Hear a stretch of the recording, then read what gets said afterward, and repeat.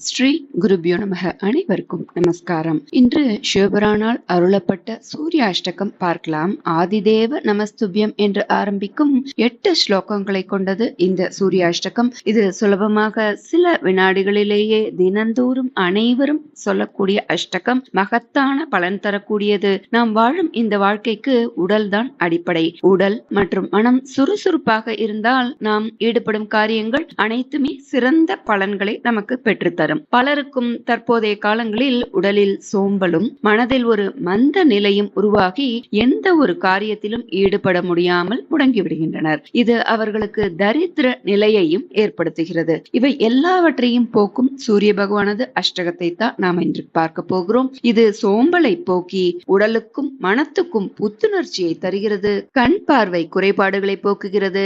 பார்வை நன்றாக தெரியும். இந்த ஸ்தோத்திரத்தை தினந்தோறும் அதிகாலையில் எழுந்து குளித்து சூரிய உதயத்தின் போது கிழக்கு திசை பார்த்தவாறு இதை 10 முறை சொல்லணும் சொல்லப்படுறது. தினமும் சொல்ல முடியாதோரும் ஞாயிற்றுக்கிழமைகளில் தவறாமல் இந்த சூரியாஷ்டகத்தை உச்சரிப்பது சிறந்த பலன் தரும். இதை தினமும் சொல்வதால் உடலிலும் மனதிலும் இருக்கும் மந்த நிலை நீங்கும். அவர்களை பீடித்திருக்கும் தரித்திரம் விலகும். நீண்ட நாளாக இருக்கும் நோய் பாதிப்புகள் எல்லாம் நீங்கும். எந்த ஒரு விஷயத்திலும் தெளிவான முடிவெடுக்கும் ஆற்றல் பெருகும். கண் பார்வை குறைபாடுகள் நீங்கும். கண் பார்வை ஒளி அதிகரிக்கும். இதோட பொருளை தெரிந்து கொண்டு ஸ்லோகத்தை பார்க்கலாம். காஷ்யப முனிவரின் புதல்வரானவரும் 7 குதிரைகள் பூட்டிய ரதத்தில் வீற்றிருப்பவருமான சூரிய பகவானை வணங்குகிறேன். முக்குணங்கள் கொண்டவரும் மும்மூர்த்திகளின் அம்சத்தை கொண்டவரும் மக்களின் பாவ வினைகளை பொசுக்குபவருமான சூரிய பகவானை நமஸ்கரிக்கிறேன். புத்திரர்கள் இல்லாதவர்களுக்கு புத்திரர்களையும் செல்வம் இல்லாதோர் செல்வ வளத்தையும் அளிக்கும் சூரிய தேவனை அவருக்குரிய ஞாயிற்றுக்கிழமைகளில் எவர் ஒருவர் மது மாமிசம் மாது ஆகியவற்றிலிருந்து விலகி வழிபட்டு வருகிறார்களோ அவர்களது மந்த நிலையெல்லாம் நீங்கும். உடல் ஆரோக்கியம் மேம்படும். வேண்டும் வரமெல்லாம் கிடைக்கும். அவர்களுக்கு இறுதியில் சூரியலோகமும் கிடைக்கும் அப்படின்னு இந்த அஷ்டகத்துல சொல்லப்பட்டிருக்கு. இவ்வளவு மகத்தான பலன் தரும் இந்த சூரியாஷ்டகத்தை நாம் இந்த தினத்தில் 3 முறை பாராயணம் செய்யலாம். சூரியாஷ்டகம். ஸ்ரீ கணேசாய நமஹ. சாம்ப உவாச்ச. ஆதிதேவ நமஸ்துப்யம் பிரசீத மம பாஸ்கர. திவாகர நமஸ்துப்யம் பிரபாகர நமோஸ்துதே. சப்தாஸ்வரதமாரூடம் பிரச்சண்டம் கஷ்யபாத்மஜம் ஸ்வேத பத்மதரம் தேவம் தம் சூரியம் பிரணமாம்யகம். லோகிதம் ரதமாரூடம் சர்வலோகபிதாமகம் மகாபாபஹரம் தேவம் தம் சூரியம் பிரணமாம்யகம். த்ரைகுண்யஞ்ச மகாசூரம் பிரம்மா விஷ்ணு மகேஸ்வரம் மகாபாபஹரம் தேவம் தம் சூரியம் பிரணமாம்யகம். பிரம்ஹிதம் தேஜः புஞ்சஞ்ச வாயுமாகாசமேவ ச பிரபுஞ்ச சர்வலோகானாம் தம் சூரியம் பிரணமாம்யகம். பந்தூகபுஷ்பசங்காசம் ஹாரகுண்டலபூஷிதம் ஏகசக்ரதரம் தேவம் தம் சூரியம் பிரணமாம்யகம்.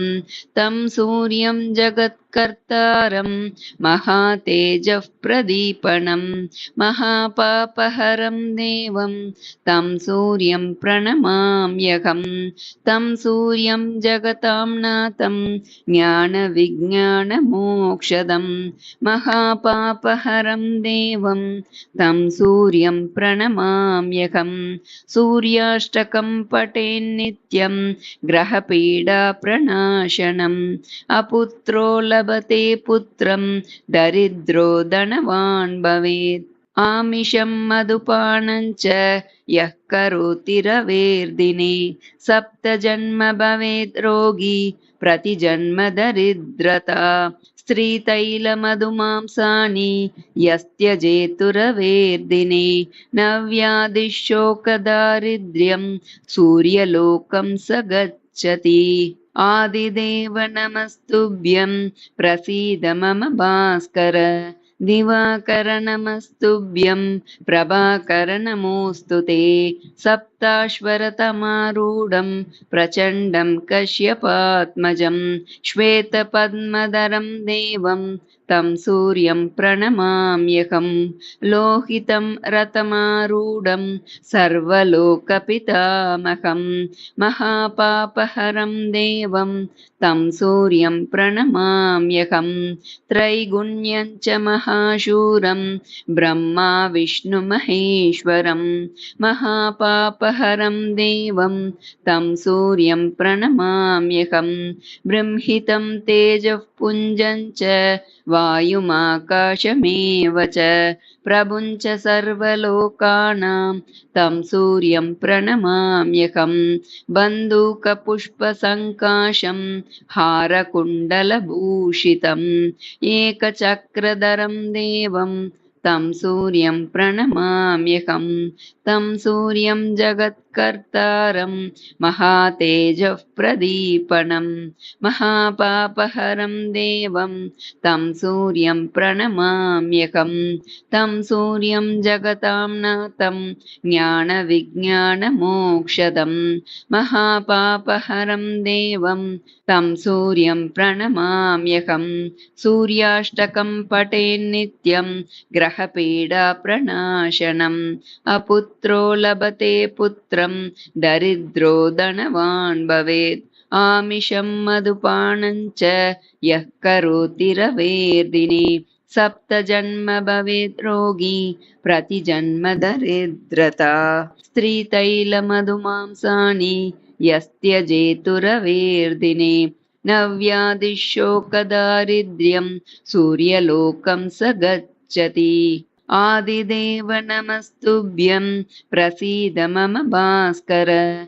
दिवाकर नमस्तुभ्यं प्रभाकर नमोऽस्तु ते। सप्ताश्वरतमारूढं प्रचण्डं कश्यपात्मजं। श्वेतपद्मधरं देवं तं सूर्यं प्रणमाम्यहं।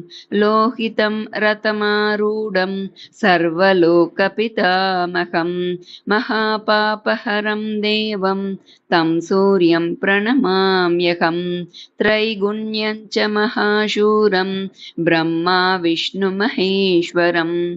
महापापहरं देवं तं सूर्यं प्रणमाम्यहं।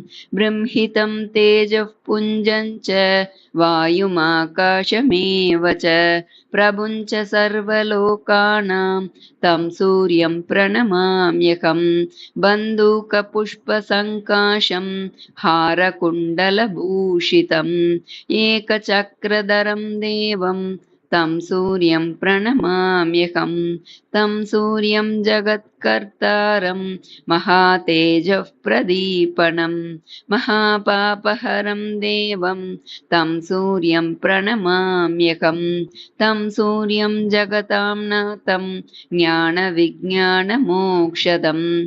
महापापहरं देवं तं सूर्यं प्रणमाम्यहं। सूर्याष्टकं पठेन्नित्यं ग्रहपीडाप्रणाशनम्। अपुत्रो लभते पुत्रं दरिद्रो धनवान् भवेत्। आमिषं मधुपानं च यः करोति रवेर्दिने। सप्तजन्म भवेत् रोगी प्रतिजन्म दरिद्रता। स्त्रीतैलमधुमांसानि यस्त्यजेतु रवेर्दिने। नव्याधिशोकदारिद्र्यं सूर्यलोकं स गच्छति। इति श्री सूर्याष्टकस्तोत्रं सम्पूर्णं। श्रीगुरुभ्यो नमः। हरिः ओम्।